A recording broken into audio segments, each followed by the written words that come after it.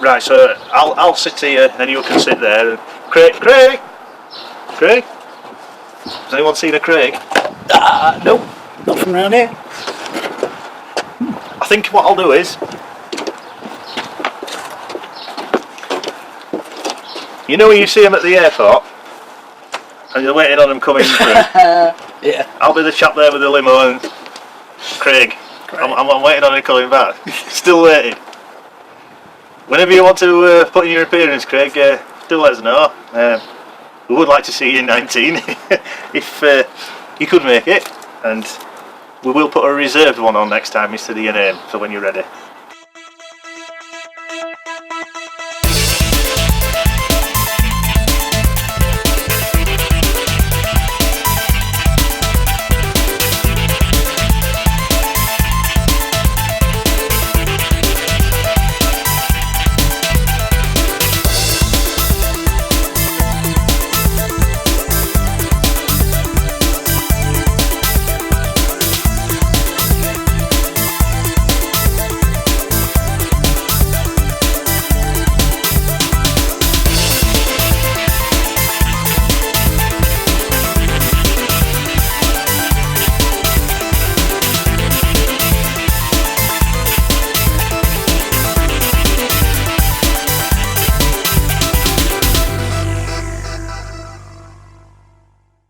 Hello everybody and welcome to episode 18 of OverDrive.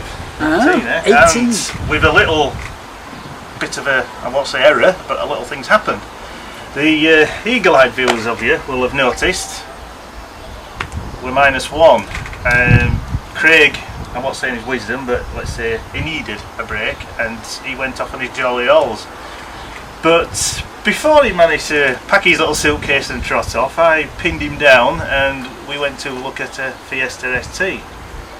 Quite a good little film this. We did, yes, and he's glad he actually saw it before he went on his holidays. So we went and had a look at this Fiesta ST, and what we're going to see first is part 1, and then we'll catch up with it later on. So here comes part 1 of the Fiesta ST.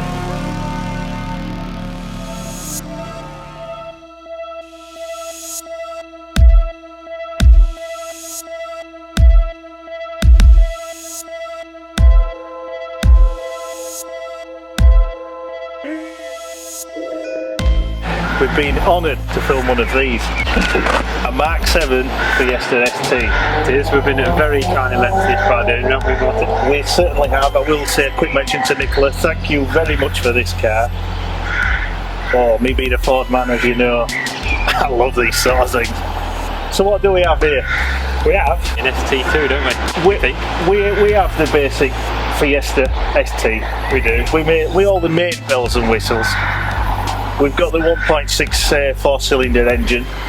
It is the EcoBoost engine, which we do know has a brake horsepower of 179 and a good, and I still say to this day, a good 0 to 62 time of 6.9 seconds. Not to be sniffed at, is it? It isn't. This car actually comes with an overboost feature as well, which was unique to this one. I don't know a lot about this, although I have heard. It's great if you're going to have a bit of a drag race. It has an overboost feature of about 12 seconds, which gives it a bit more oomph. Yeah. It can take the brake horsepower up to 199 brake horsepower.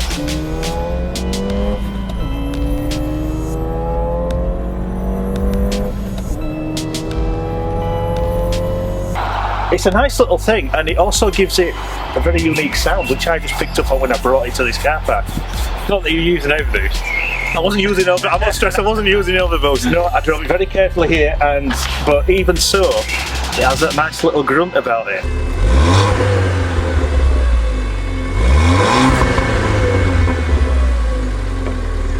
So don't write this engine off in this one. It's still a cracking little hatch.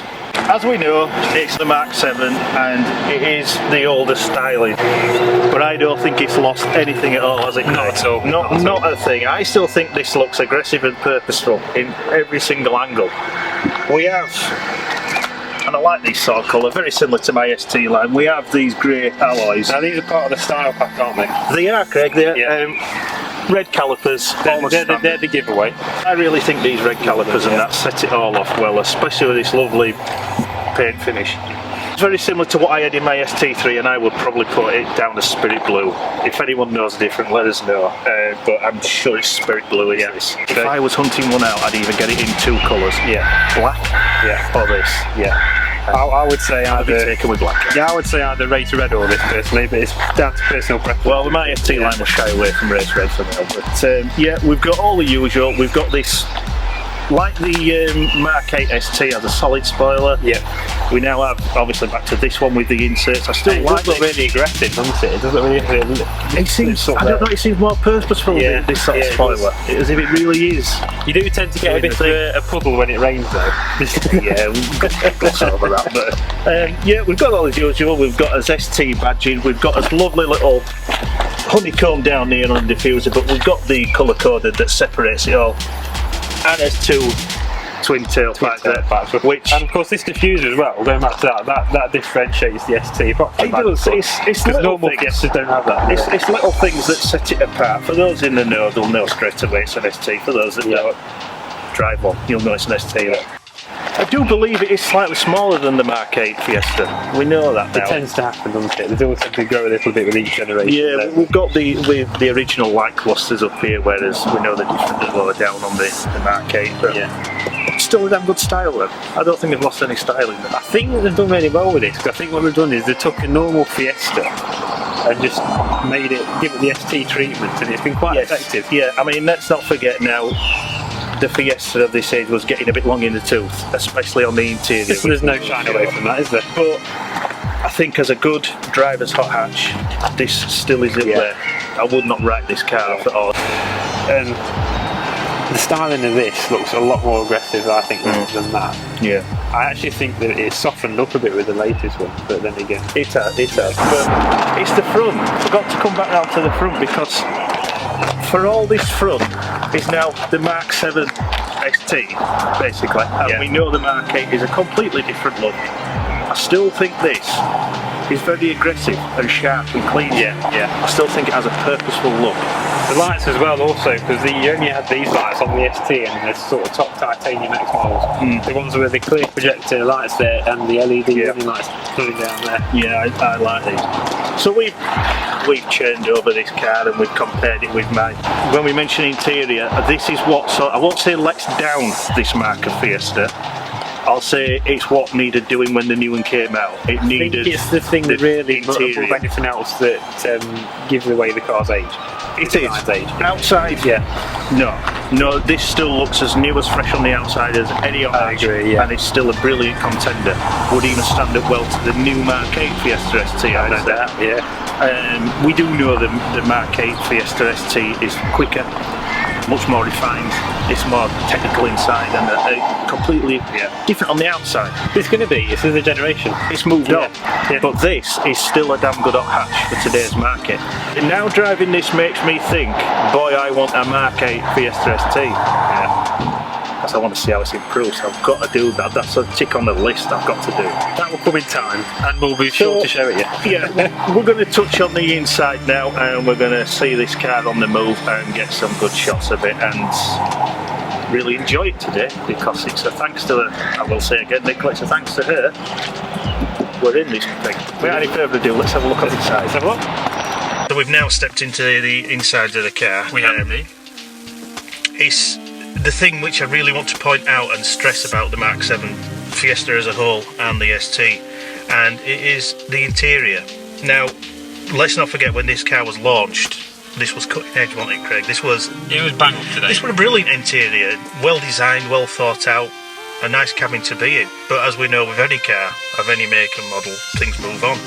So what we find, thankfully, in this one, we get the very good up-to-date Sony DAB radio CD player with all the functions and everything you need there. I'll say this Sony system's fairly well laid out, with easy to use buttons and everything for the volume and so on, and a good menu. We obviously get a tiny display, and this is what the Fiesta was sort of lacking by these dates with these cars.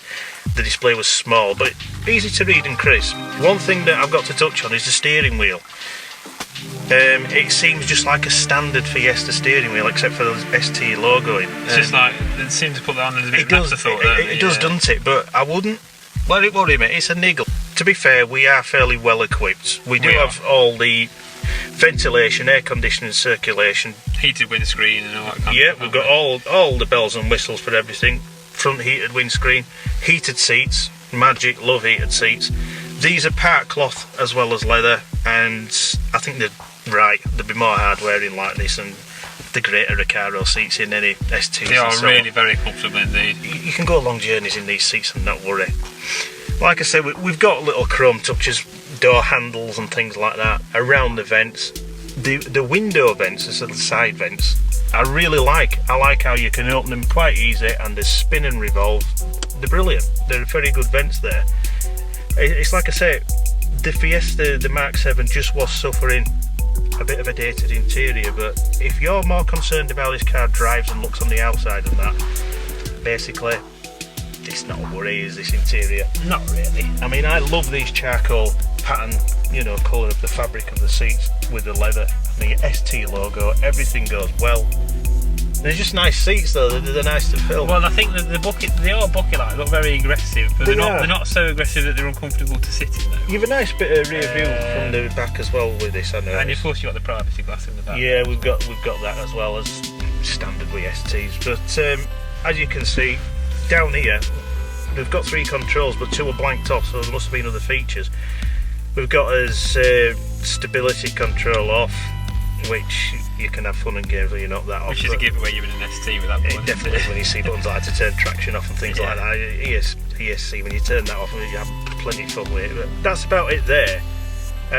I did once claim that this mark for the Fiesta in general, the buttons look like they've been sneezed onto the dash. But I was referring to the other stereo, the cheaper stereo, where all the buttons are crammed together pointing. And the Sony one's different, isn't it? It's not the case with this, because of this ST getting the Sony stereo system. Your buttons are well laid out. They're in much better proportion, aren't they? It's a very well designed and a very good quality sound as well. It is. You get some good sound from that. You've obviously got your everything for your mirrors and your power windows. As gauges, as dials and that, they are clear. I do like the red. I remember this from my Focus STs and things like that. You got the red for your needles and things like that. Tiny little bit of information right in the centre, and it's a very tiny strip computer, your miles to empty, things like that. Just the simple things you need, basically. And yeah, we've got a lovely 6-speed gearbox.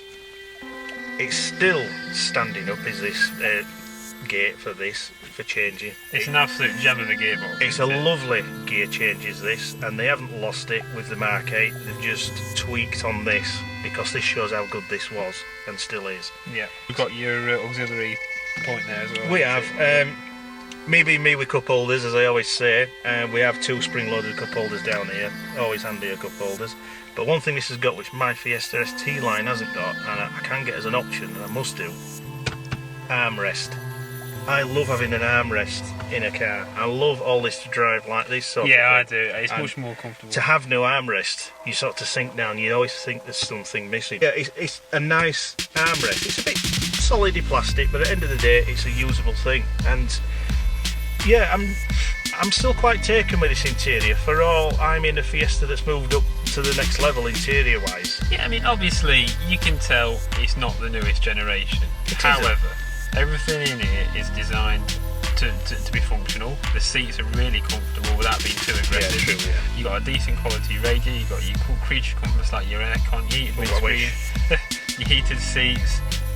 You've got your pedals down there that are nicely nicely aggressive. The sports pedals with the round rubber grips, whereas they're slightly different to the ones in my ST line now. But they're still a good pedal. The seats, they are manually adjustable, but very comfortable. And like I say, of course, heated. They're great, and with heated seats, you can always play the heated seat game. It's a must. Game, that. It's a must. Is that Sue notices first? But so that was the Fiesta ST, and we have the actual driving of it later on in this episode. yes, we do. Yeah. But first, before we get there, we have a piece on what's going on at Ford. Why Ford seems to be in a bit of a financial mess today.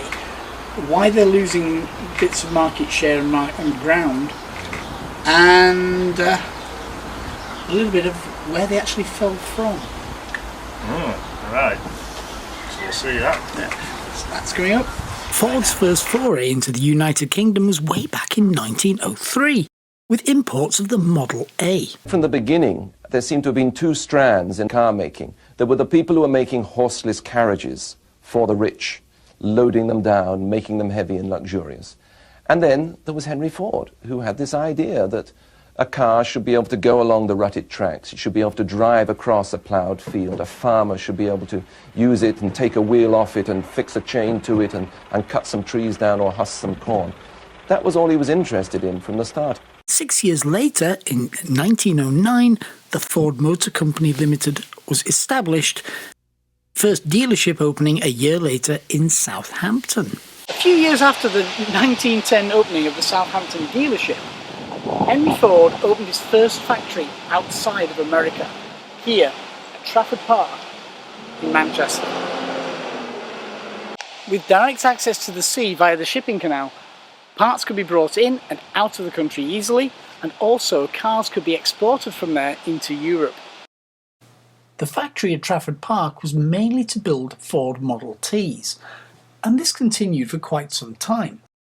By the outbreak of the Great War in 1914, around 30% of all vehicles registered on British roads were Ford Model Ts.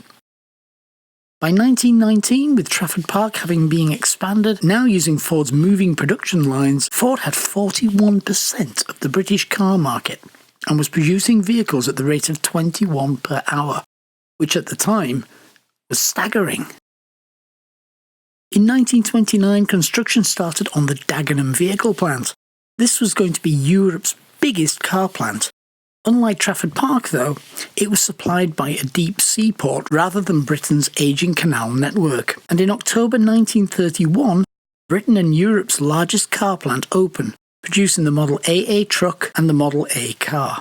This was at the height of the Depression, and the Model A was too expensive to tax and run in Britain. Very few were sold, only 5 in the first 3 months.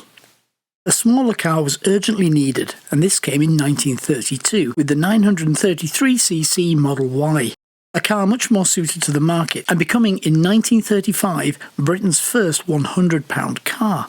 Adjusting that for inflation, it would be around about £7,000 today.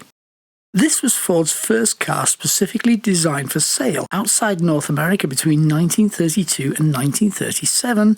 Over 157,000 were made at Dagenham and Ford's other plant in Cork. But it was the decades after the Second World War where Ford began to take off in the UK. While the British government tried to create a motor manufacturing giant under the British Motor Corporation, which became known as BMC, Ford soldiered on in creating products for specific markets. BMC was an amalgamation of several British motor manufacturers, but rather than having brands concentrate on one market sector as Ford was doing with their products, BMC had similar cars, sometimes the same cars, sold by different brands in dealerships that were often so close together you could see them all on the same street. Buying a Ford was far simpler and often a more reliable option. By the mid-1970s, BMC had become British Leyland and amalgamated the remaining large British car manufacturers under the brand. Yet, they were still losing market share, mainly to Ford. In 1976, Ford's strategy of cars for each sector was paying off. For the younger driver, there was the new Fiesta. For the aspiring family man, there was the Escort. For the mobile executive, there was the Cortina, while the managers could have the Granada. The sporty man about town could have the Capri, while the bank robber had the ever-faithful Transit. Ford had a car for everyone, and every street had a Ford or two on it at least, if not more. Whenever Ford had trouble selling a car, though, it would turn to the world of motorsport, where cars like the Escort performed in various sporting fields. This brought people into the showrooms and also got them to buy cars. As the years progressed, the Cortina became the Sierra, a car initially mocked and nicknamed the Jelly Mold, while the Granada became the gorgeous Granada Scorpio hatchback. The Fiesta was joined by the Ka, which was the smallest and cheapest Ford available. While the ever-faithful Transit continued to provide service to bank robbers, the Capri was sadly gone by 1982, replaced with the hot hatch cars including the XR2 Fiesta, the XR3i Escort, and the short-lived XR4 and XR 4x4 Sierra. But the king of the hill was the Sierra Cosworth. But by the mid-90s, it was all change again. The Granada Scorpio became the gopping ugly Scorpio. The Sierra became the Mondeo, and the Escort became, well, bigger. Along with the Fiesta, which also got bigger, almost as big as the Mark III and IV Ford Escort was. Yet, by the end of the 90s, the Escort became the focus. And a couple of niche cars were released. The Puma, based on the Ford Fiesta platform, borrowing a few bits from the car, and the Cougar, making the Mondeo floor plan into a sporty coupe. Ford also owned Mazda, along with Jaguar. And after a few mishaps with re-engineering the XR series and rebuilding the Fiesta as the Mazda 121, they released the S-Type Jaguar. We won't, though, mention the Ford Probe.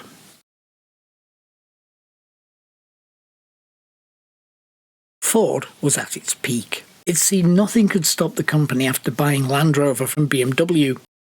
The financial crisis, though, hit in 2008, and this would be devastating for Ford all across its empire. While it kept Mazda, Jaguar and Land Rover were sold to Tata in India, who took over the factories and the existing inventory and made a success of the new Jaguar Land Rover company. For Ford, plants were closed and scaled down. Dagenham, once Europe's largest car plant, stood mostly idle. Today, the plant doesn't exist at all. Ford, though, had to do this to survive. Like General Motors, they were so reliant on credit, the size of their debt burden was threatening the company's very survival. But while the company survived the storm, it was the self-inflicted damage in the years following that caused the mess that Ford find themselves in today. Ford's original plan was to have a vehicle for everyone, and that had worked between 1976 and 2000. Today, Ford still has that mantra, but today there are over 20 vehicles, each with their own range of models and options, mainly cannibalizing other cars' sales within the Ford range. And that's before you even look at Mazda, with their cars based on the same Ford platforms and using many of Ford's parts. A seemingly endless range of vehicles, each with options for far more powerful specialist versions such as the ST line and the ST versions of the Fiesta and Focus, ST line options in the SUVs, top-of-the-line Titanium X models, along with entry-level vehicles with fewer creature comforts as standard. The same mistakes BMC and British Leyland made in the 1960s through to the early 1980s are being repeated here by Ford today, with very similar results. The Mondeo is on borrowed time across the world. Ford is selling cars, but it's not enough on each model to sustain itself in the long run. Having launched range upon range in a contracting car market, in North America for example, Ford are concentrating on making SUVs, pickups and the Mustang, while the Contour, which we know as the Mondeo, will be phased out along with other non-SUV vehicles by 2020. With the recent announcement of the Bridgend factory closure, it seems inevitable that all production in the UK will cease at some point. In 2013, over a century of Ford vehicle manufacture in the UK ended with the closure of the Southampton plant, when manufacturing of the next generation Transit moved over to the Ford plant in Turkey. We also plan to close in 2013 two facilities in the UK. A vehicle assembly plant in Southampton, currently building Transit, as well as stamping and tooling operations in Dagenham. Transit production will be consolidated in Kocaeli, Turkey. So what's actually gone wrong? Well, too many cars in a shrinking market, with more competitors able to make similar or better cars at similar or lower prices. The used car market is booming with great quality used Fords available at a price point people are more comfortable with, which may well have been Ford's rationale with the new Focus coming out at a much lower price point than the model it replaced. Minimal development costs of the Mark 8 Fiesta by using the Mark 7 underpinnings but moving the B-pillars give it a slight change in proportions and a rounding off of the Mark 7 Fiesta wheel arch trim. By offering a vehicle for every possible taste, they've lost the simplicity that made choosing a Ford an easy option. By replacing the simple choices with an ever-confusing range of cars and options that overlap, making people look elsewhere, and after issues with the Mark III Ford Focus RS, the 1-litre EcoBoost engine issues, and fires in some 1.6-litre EcoBoost engines, the cost of repairs and compensation has hit Ford hard worldwide. Also, issues around the PowerShift dual-clutch gearbox have Ford facing legal action by consumer protection groups. First it was the ACCC in Australia, with others soon to follow. Ford may have survived the 2008 financial storms, but the next 10 years may well be crucial to Ford's very survival. Right, so that was a very interesting piece there, and some things there I didn't even know about Ford in a whole. Hang on a minute. Whoa. I think I can hear a jingle, and it's time, a jingle that we have stolen.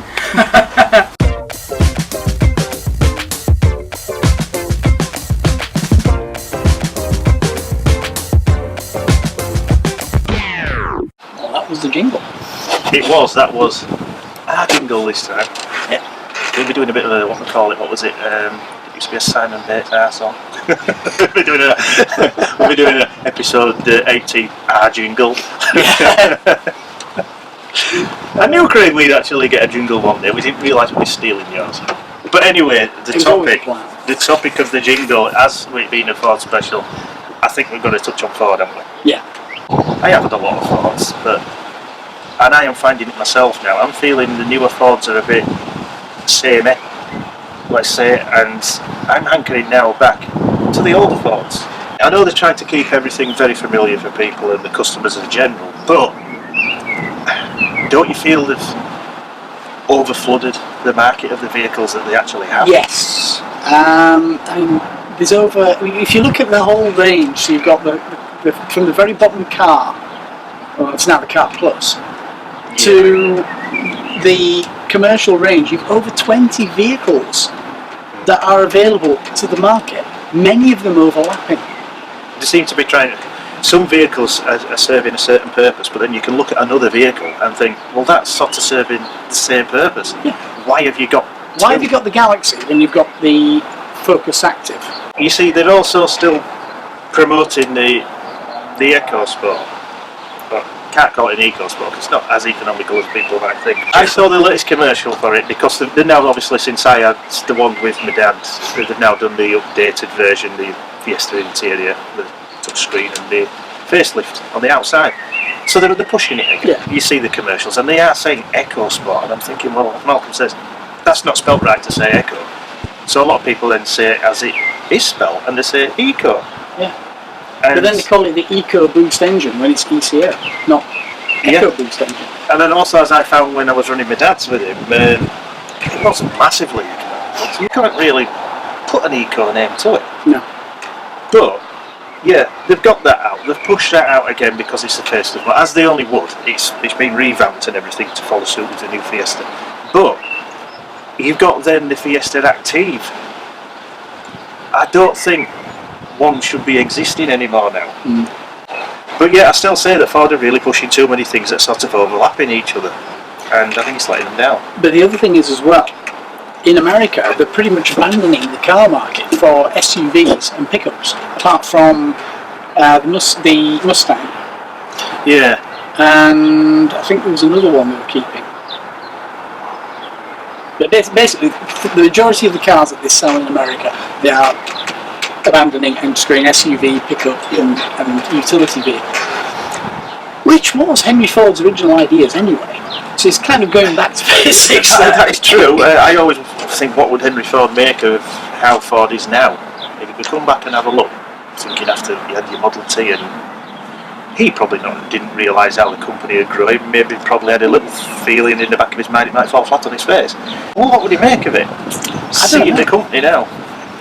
Because you've got a company that is shedding jobs, dropping lines, and a massively complicated selection of vehicles. Look at what they've just done recently, announced that the plants in Wales is going, the mixed gearbox engines and things like that, and they're thinking of just booting it out the window.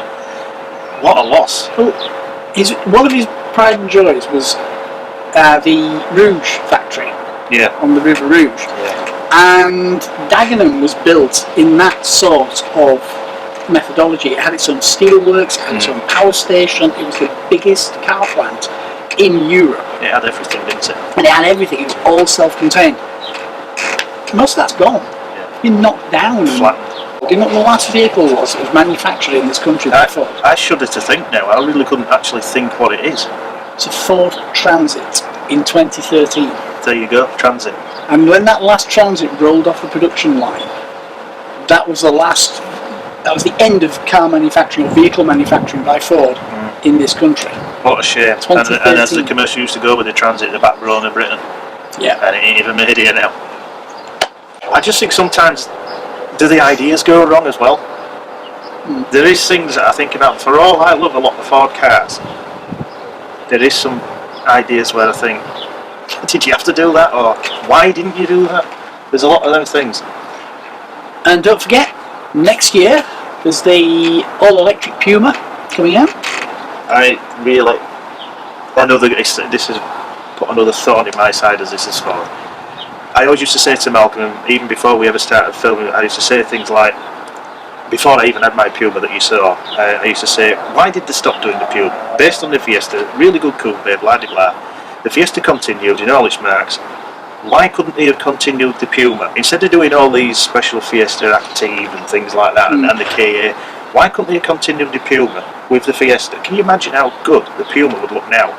Same sort of interior as the Fiesta we have now with the Mark 8 touchscreen and all that, but with them coupe style and shape. I think it would be a cracking car that would sell like the bucket load. Yeah. But Ford being Ford, dumped it, but then thought, well, I tell you what, for all you that love the Puma, we'll bring the name back, but it won't be what you remember. It's going to be an all-electric SUV. Oh, Ford, why? I remember the days like, let's take the Transit for instance. You didn't have many types of Transit. You basically had standard Transit, long wheelbase, Luton.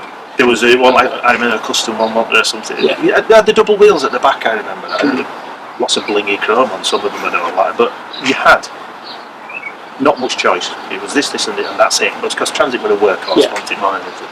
And now you've got all these Transit Connect and all these little special. And now they're doing high-powered ones and all that. These alloy wheels. Well, alloy wheels on them and that. But how long's an alloy wheel going to last? What's on the building site? Well, I forget what they call it now. Is it MRT or something?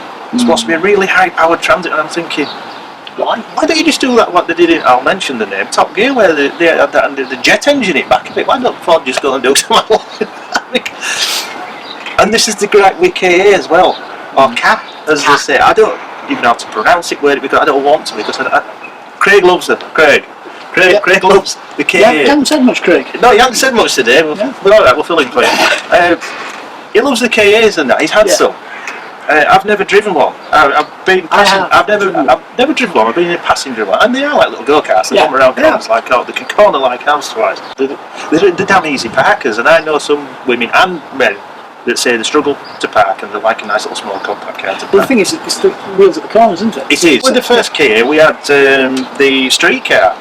And things like that, and they did some little twists on it and all that. But then when they went to the Mark II one, that was it. They did some little sporty ones with a bit of sporty was on, a bit trim and all that. But it was originally still the same car. Yeah. They didn't do a silly convertible version or updraft like that. They just left it as it was, and then I thought, right, you're going to phase it out for. Do what you should do and phase that one out. Leave it in its glory there. No.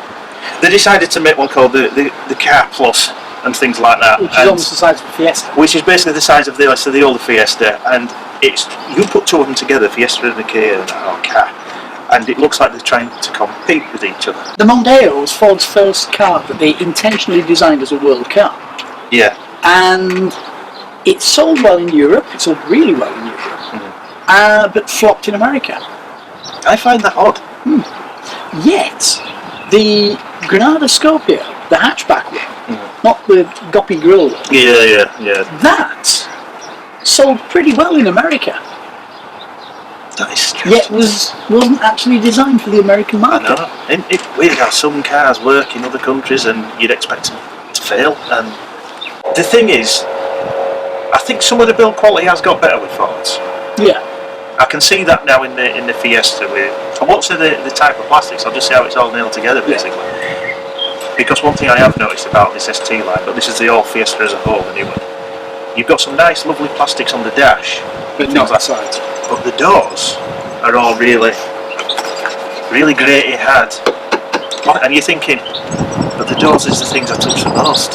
Yeah. I touch them every day. My passengers touch them. They don't jump in the car and say, all right, let's lean up dashboard and all that, because this is quality. Any opinion, Craig? It's got to be You quiet. see, we had to fill in for Craig, that's why we went on a fair bit, and no, we got nothing from him. I think he'd been a bit shy this time. As I said, if you find this guy, we should have got a picture up, we'll try and get over it. If you ever find this guy knocking about anywhere, suitcase in hand, looking a bit lost, send him our way, because he's still part of the team. Yeah. We So- may have him by 19. Bit of a long one there, but I think that's Craig's discussion milked. Yeah. Courtesy of Ford. Back to the jingle. Back to the jingle. Craig can have his jingle back now.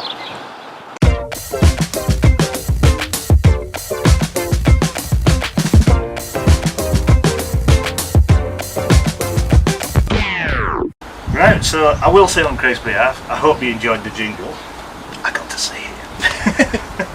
And now coming up, we have part 2 of the Fiesta ST, where we got a bit more in depth, we had a little bit of driving and so on, and really took to the cars, especially myself. I won't give anything away. Enjoy the Fiesta ST.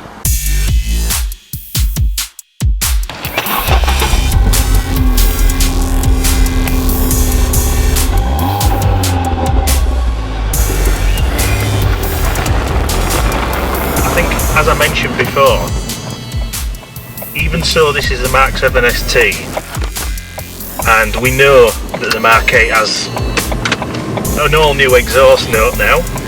We do. Which sounds to dogs, as we know. This, let's not forget, has its own distinctive little note to it. It does. It's nice. It's a subtle little verbal, really. It is. Oh yeah, it's got that's quite. Hasn't it got a nice little grunt to it? It certainly has still got that grunt to it. Oh, and that's a nice sound. Well, literally, they're only doing 40 miles an hour. We have to round here, but and it still goes round corners like it's on rails. Even in that, at that speed, that is all you get, and it's such a nice, straight away, a lovely burble to it still. I actually didn't know they made that kind of noise. Do you know, I've forgotten that the Fiesta ST actually had this little note to it. Yes, the Mark 8 has got its own little cracks and popples now that made that unique, but this has really got it going on as well. It's certainly still up there, is this drive on this. To say it's on stiffened suspension as well. Yep.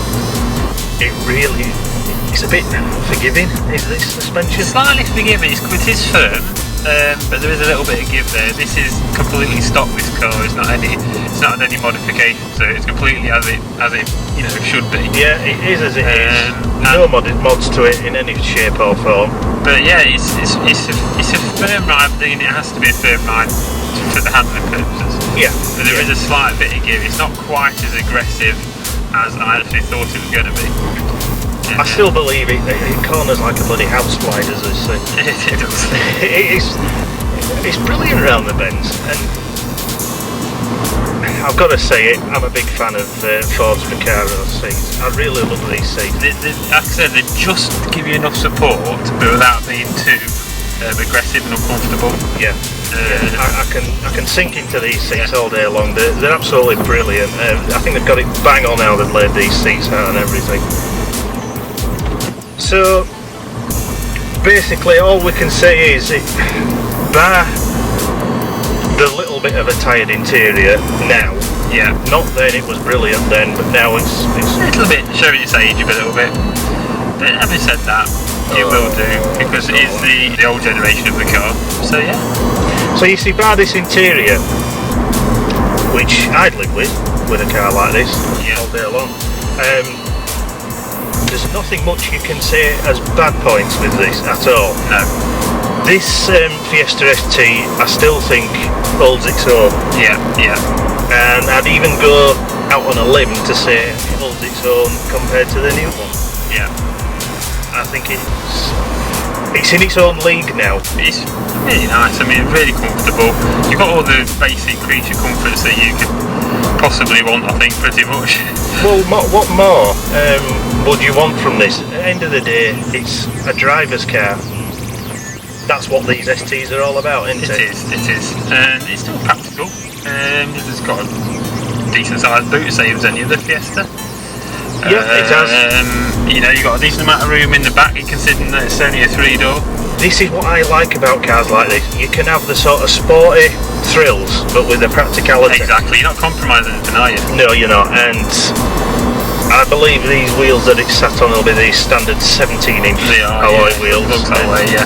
So the ride and everything with suspension and the wheels all coupled together, it's just a nice package.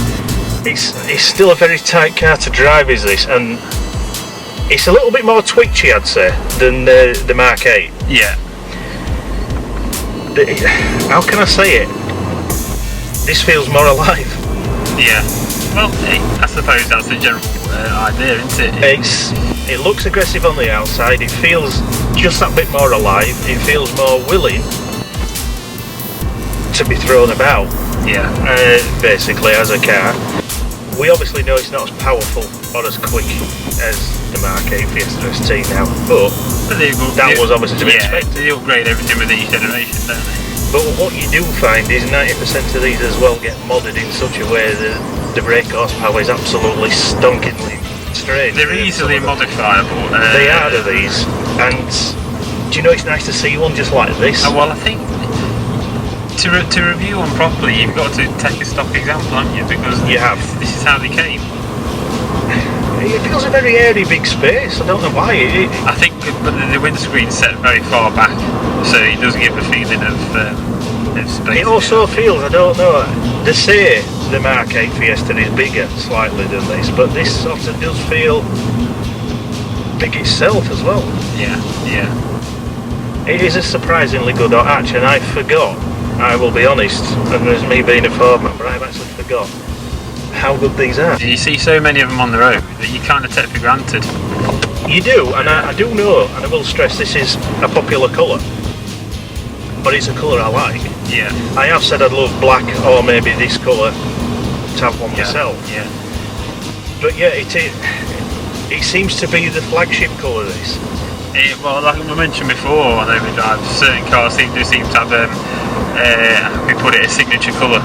Yeah. And I think this is it for this particular car. Yeah, everything with this car is styling, the colour, the wheels, how they are, the red calipers. Yeah.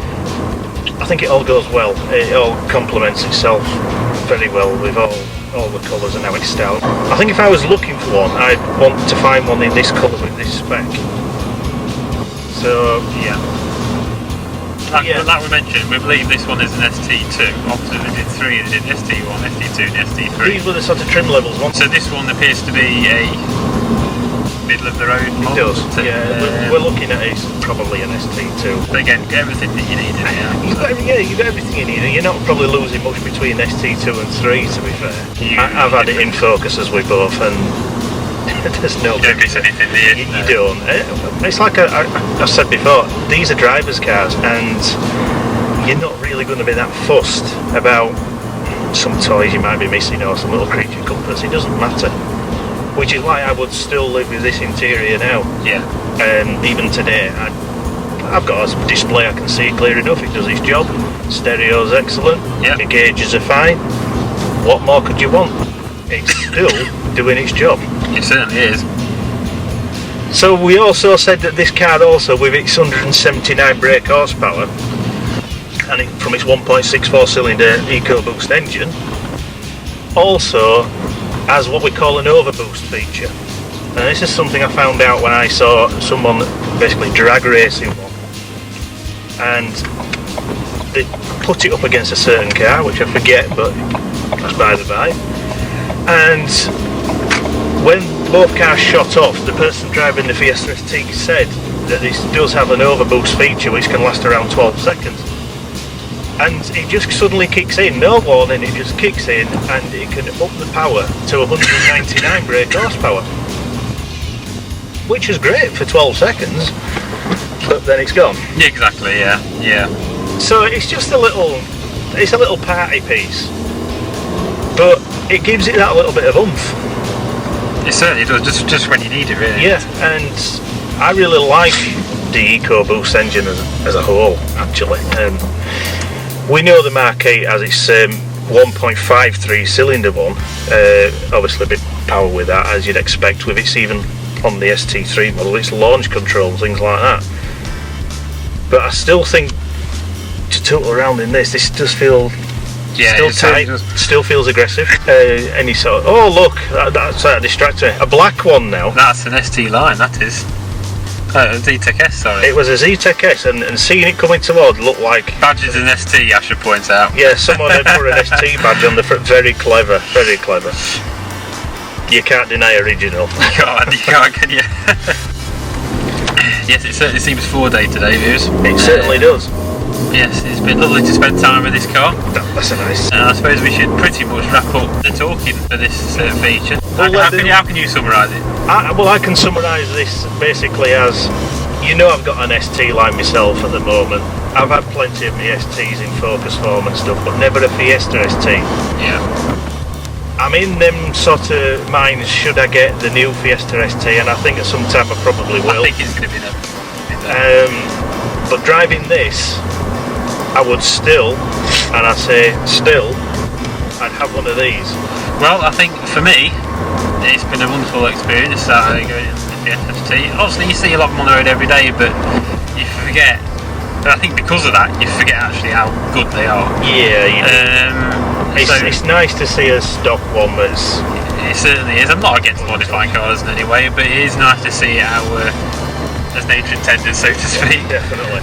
But yes, brilliant. Very much thanks to the owner for letting us... yes, thank you, Nicola, for allowing this. Borrow the car. Martin does need to get it back to her now. But yeah, thanks very much for watching the video, and we'll see you next time. But we will, with another car. So we will catch you soon. Bye. And off we go.